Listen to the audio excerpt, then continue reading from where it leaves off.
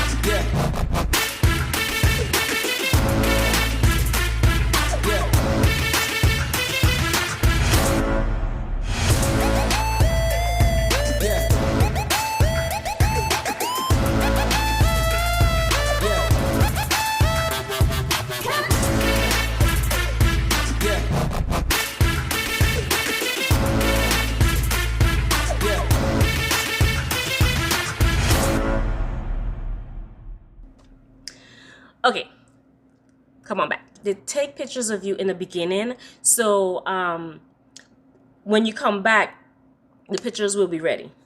I highly recommend buying the picture. It's only $10 and it's a memory within itself. So I highly recommend that.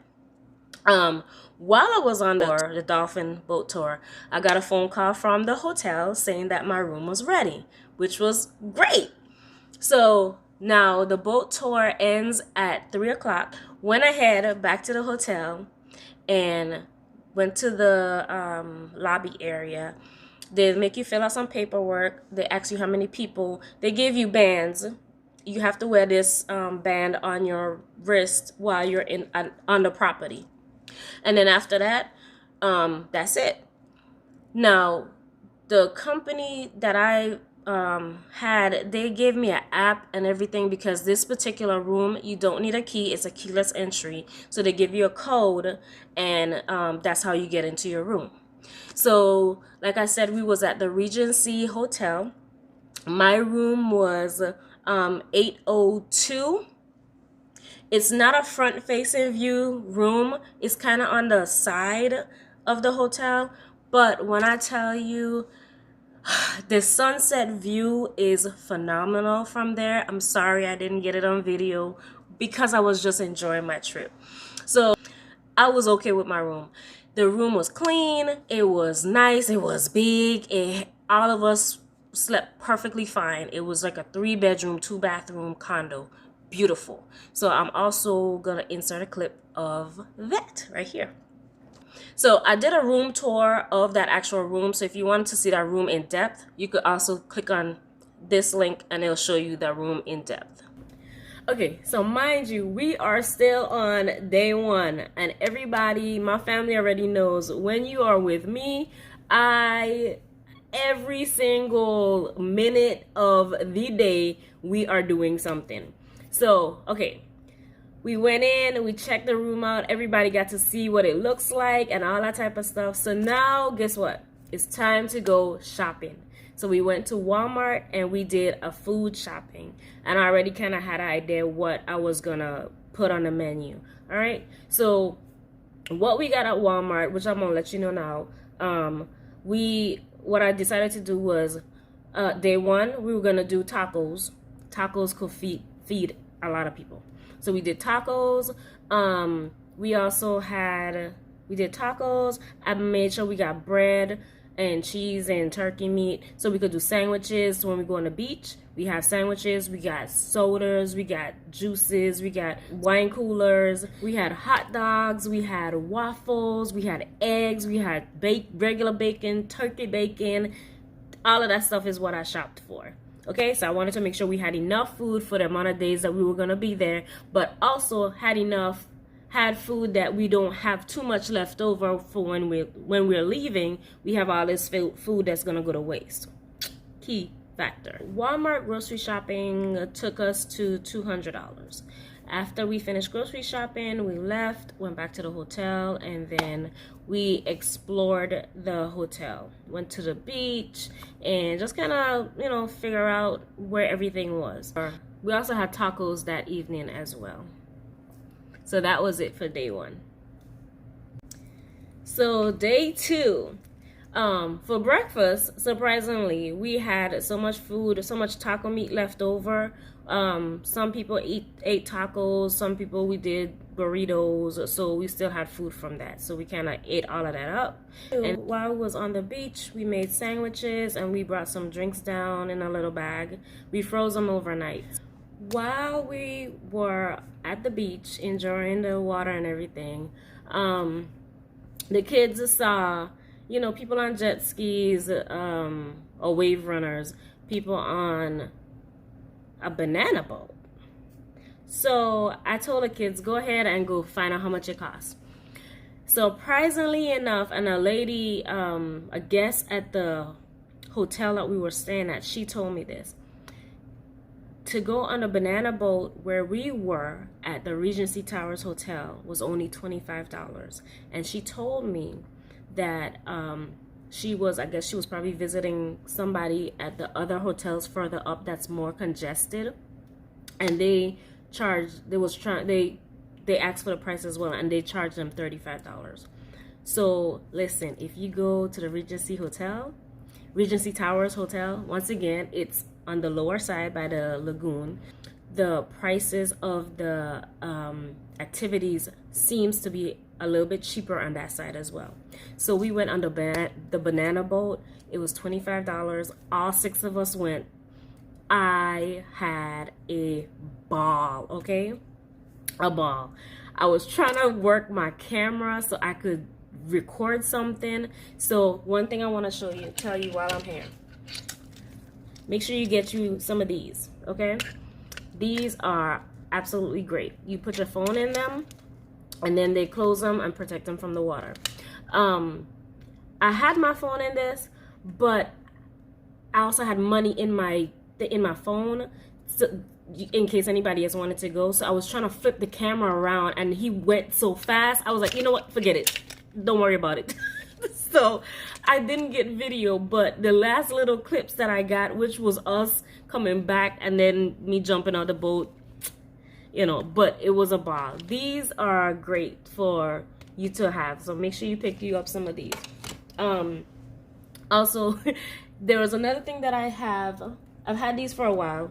This is a Contour Roam. It's a HD video camera. It goes underwater. I've had this for a while. Visual view is very good. So if that's something that you're into, I'm not a product review channel, but I'm just showing you some things that you may consider. I'll also put these in a link just in case. It's not an affiliate. I don't get any money for it. It's just something that I have. Next, these, my sister got these from Amazon, and these are, of course, goggles, but for some reason these are different. They suction, of course, to your eyes, so no water gets through them. And the reason why she got these is because my sister, along with myself, we have keratoconus, and she has it a little bit worse than me. So also, if you guys could visit her page and tell her, so give her some love, tell her that her big sister to send you guys to her page. She does a lot of different things on her channel as well, but she had 2 of them, and I wanted to use a pair, so she let me use one. The reason why she had these is because she wears contacts, hard contacts, and she didn't want anything to get in her eyes. That's salt water. Contact wearers know salt water or any type of water that hits their contacts, it's a done deal. It's hard to get them out. So these are very good. My vision is not as bad as hers, so when I didn't wear any contacts that day, I had my glasses that transitions into shades. So all I did was took my glasses off and put these on. And I'm not sure what these are specifically made of, but if you are a swimmer and you go and in the water and you under the water without goggles or anything, and you open your eyes, it's normally really blurry under there. Because I could open up my eyes underwater as well. For some reason, when I had these on, I wear glasses. I wear glasses, but when I put these on and I open my eyes up underwater, everything was clear. I'm not saying that might happen for you, but I'm just letting you know I'm not too sure what these are made of, but these are really, really great goggles. I am gonna get the link for these specific goggles. It was 2 in a pack, and I will put them in my description box as well. So this is something that's really nice that you could have. And oh, one more thing. I also had, but it's similar to a GoPro. It's called So Cool HD camera. And it comes with a bunch of different attachments. They have this part where it floats. So if you happen to drop it, it'll float in the water instead of sinking to the bottom. So this was also something great that I had. I didn't get to do too much vlogging because once again I was just having too much fun, but this is how small it is. So it's similar to like a GoPro. Okay, so I just wanted to show you guys just a few of those things that I did walk with, and just in case you might be interested, you know, sometimes you might not know about those type of things. And I've had these for a while, at the most 6 years, and they're still in great condition. So that was day 2. When we came home, I told everybody also that we have at 6 o'clock we're going out to eat. So I was doing some research, and a lot of people was talking about this place called Pineapple Willy's. So I wanted to go to Pineapple Willy's. So we all got ready, got dressed. Now, let me warn you, Pineapple Willy's is right next to the shores of Panama, which is another really, really big hotel that is always packed. It was absolutely crowded that day, and I'm pretty sure it's crowded every day. So we're heading to Pineapple Willie's because I heard a lot about this place. So that's where we're going to take the family to eat for dinner tonight. This is day 2 and we leave tomorrow morning. Oh, sad face. So just an FYI, if you happen to come here, it's an hour and 15-minute wait. So I guess the food is probably really good. As people wouldn't be waiting an hour and 15 minutes for their food. So we got a little thingy here and we're waiting. Just like everybody else. But it was really crowded. We had to wait probably about an hour before we was able to be seated. Just letting you know. The food was okay. The drinks was good. They served, one thing that I wanted was they have daiquiris, and you could have it virgin daiquiri or you could have an adult beverage daiquiri. So they had great daiquiris, slush daiquiris. And one thing that I also wanted to try, and I let everybody try it, was alligator bites. I've never had that. So we got one thing of alligator bites for everybody to try just to see if they like it. Now, when you are traveling on a budget and you want to make sure that everybody enjoys their time and they don't feel like, oh my God, I don't have enough money. Oh my gosh, this, that. Mind you, the age group of people that were traveling, most of them was the age of 19 to 23. So they're either working part-time, they're in college, so they're still limited on money, and I was not gonna pay for all of that. So I wanted everybody to be able to make sure that they enjoy the experience, but I wanted to make sure that everybody could still afford it. Okay, so needless to say, why we spend $300 per person, which is a easy enough budget. Pineapple Willie's, like I said, the food was okay. The drinks was good. They give you a nice little pineapple souvenir cup. It's really for the kids, but a lot of the young adults wanted one as a souvenir, so that was kind of cool. We left and got home, and that was kind of like the chill night. My sister and her husband, they went back out on the beach to walk the beach because this was our last night.